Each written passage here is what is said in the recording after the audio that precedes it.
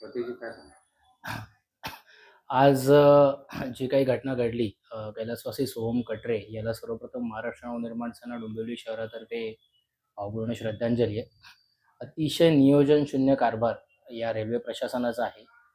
डोंबिवली हे सांस्कृतिक शहर यांना एवढ्या प्रमाणात महसूल देतं, पण आत्तापर्यंत तुम्ही बघाल ह्यांचं कुठल्याही स्वरूपाचं रेल्वेच्या बाबतीत किंवा रेल्वेच्या फेऱ्या वाढवण्याच्या बाबतीत कुठलंही नियोजन नाही आहे.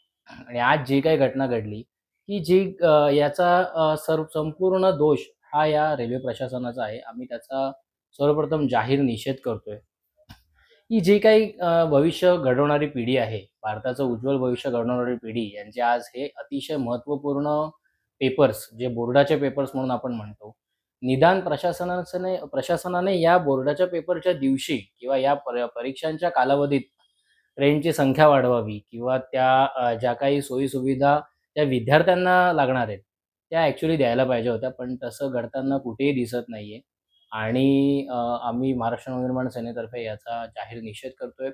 रेल्वे प्रशासनाने कुठेतरी या सर्व गोष्टी येणाऱ्या भारताच्या उज्ज्वल भविष्यासाठी, भविष्याच्या पिढीसाठी गांभीर्यानं घ्यायला हव्यात, जे हीच आमची इच्छा आहे. तळमळामध्ये वळण आहे तिथेच ह्या सगळ्या घटना घडत असतात.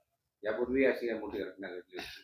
प्रशासनाला यापुढे काही झालेलं का? महाराष्ट्र नवनिर्माण सेनेने वेळोवेळी याचा पाठपुरावा केला आहे, निवेदनं दिली आहेत. याच्यापुढे देखील महाराष्ट्र नवनिर्माण सेना ज्या काही घटना या घडतायत, विशेषतः डोंबिवलीच्या लोकांना किंवा विद्यार्थ्यांना जे काही सहन करावं लागतंय किंवा त्यांच्यावर ज्या काही या गोष्टी येतात, त्याचा नक्की पाठपुरावा घेणार आहे.